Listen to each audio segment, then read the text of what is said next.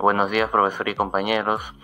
Hoy vamos a presentar el texto expositivo argumentativo del área de comunicación a cargo de la profesora Teresa del Pilar Ramas y Fue, año sección, tercer año A, Institución Educativa Nuestra Señora de la Merced.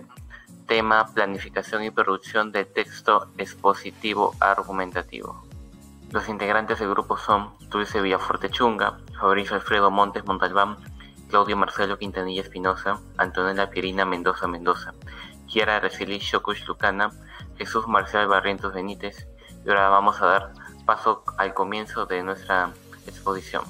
¿Qué es un texto argumentativo? El texto argumentativo tiene como objetivo principal dar sustento a la tesis formulada por el autor mediante la exposición coherente y lógica de justificaciones o razones, que tienen como propósito persuadir o convencer al lector sobre el punto de vista predeterminado.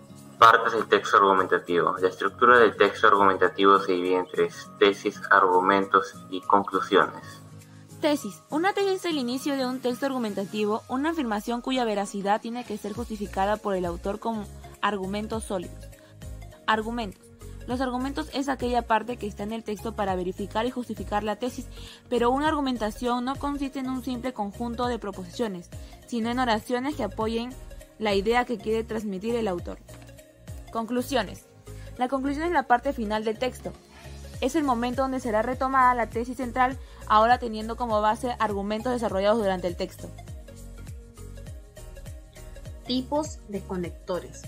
Conectores de inicio, conectores aditivos, conectores de tiempo, conectores de lugar, conectores para ejemplificación, conectores comparativos, conectores de contraste, conectores de concesión.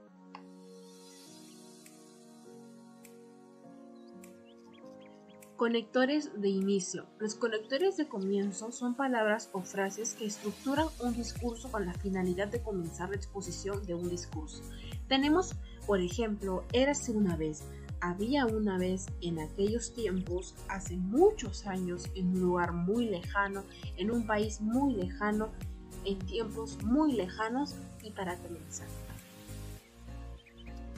Conectores aditivos. Los conectores aditivos introducen una información cuyo contenido se añade previamente, se encarga de señalar que la frase que les sigue mantiene la misma línea temática que las oraciones anteriores. Tenemos como por ejemplo, asimismo, igualmente, de igual manera, de igual forma, del mismo y de la misma manera. Conectores de tiempo. Los conectores de tiempo son nexos que se utilizan para ordenar cronológicamente los hechos con el objetivo de brindar al lector mayor claridad, como a la vez, después, luego, al mismo tiempo, en paralelo, paralelamente, al tiempo, en primer lugar, por la tarde. Conectores de lugar. Los conectores espaciales son nexos que se utilizan para ubicar espacialmente aquello a lo que se refiere el discurso. En dónde, a dónde, por dónde, de dónde y hacia dónde. Conectores para ejemplificación. Los conectores de ejemplo o ejemplificación son palabras o frases que estructuran un discurso con la finalidad de aclarar una nueva idea introducida, como así por ejemplo, así como, en otros términos, en resumen, en resumidas cuentas, es decir, esto es. Conectores comparativos. Los conectores comparativos son un tipo específico de conectores discursivos o marcadores textuales, es decir, de unidades lingüísticas que vinculan las partes de un texto y se las brindan una conexión lógica. Un ejemplo, al igual que, analógicamente, como, de forma semejante, de forma similar, de igual manera, igual que y lo mismo que. Conectores de contraste. Los conectores de contraste son nexos que se utilizan para oponer o contrarrestar dos enunciados. Unos ejemplos son: pero, no obstante, si bien, más, por el contrario, con todo, aunque y al contrario. Conectores de concesión. Los conectores concesivos son aquellos que vinculan semántica y pragmáticamente un miembro del discurso con otro anterior. Los ejemplos son: con todo, a pesar de todo, aún así, ahora bien y de cualquier modo. Tema: maltrato infantil. Título: nosotros también merecemos respeto. El maltrato infantil son todas aquellas acciones cometidas contra el desarrollo físico, cognitivo y emocional del niño, ejecutadas por personas, instituciones o la sociedad. En sociedades donde se produce es un tema muy conocido en el mundo, el cual desencadena tristeza y sufrimiento de niños inocentes que día a día son usados como objetos.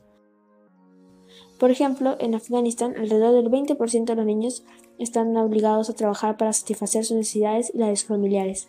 Vendedores, ambulantes, portadores de agua, recolectores de cartón, limpiabotas, son algunos de sus trabajos. Esto pasa porque el niño juega un rol económico importante en la familia, ya que sus ingresos de los padres son tan bajos que les cuesta proveer a la familia de alimentos. Lo más grave es que los niños afganos son víctimas de violencia de manera generalizada. Un ejemplo es en 2009, alrededor de 250 niños fueron asesinados a causa de ataques terroristas. Por otro lado, un gran factor son las niñas pequeñas, debido a que en este país son maltratadas, aún peor por el simple hecho de ser mujer y pequeña. Es triste ver que incluso no las dejan salir a intentar sustentarse. En consecuencia, la mayoría de ocasiones ellas sufren y los autores no rinden cuenta ante la justicia por razones de tradiciones en ese país. Estas situaciones se pueden visualizar en la película El pan de la guerra, que relata la historia real de una niña afgana. En nuestro país también los niños sufren el maltrato. La principal justificación de los que cometen esos actos contra los menores es con la intención de corregir la conducta del menor. Sin embargo, en la mayoría de veces es una vil mentira que oculta hechos tan horribles e inhumanos, como por ejemplo maltrato físico y psicológico extremo, obligados a trabajar, quitarles su recreación o incluso los alimentos, etc. Esto ha empeorado aún más con la pandemia que ha ocasionado un aumento exponencial del maltrato en el Perú. Por lo tanto, para comprobar qué ocurre, se han hecho muchas investigaciones que han comprobado que el maltrato puede ser causado por estrés y a trastornos que pueden alterar el desarrollo de los sistemas nerviosos e inmunitario. Por consiguiente, los adultos que han sufrido maltrato en la infancia corren mayor riesgo de sufrir problemas conductuales, físicos y mentales que los impulsa a ser agresivos. En conclusión, el maltrato infantil, sea en Afganistán o en Perú, representa una violación a los derechos que tienen los niños y niñas, porque en ambos casos afecta el desarrollo normal y crecimiento psicoemocional de una población que se convertirá en adulto, parte de una sociedad que conlleva el círculo vicioso de la violencia. Por consiguiente, las autoridades encargadas de salud y educación deben priorizar la salud física y emocional de los niños y niñas.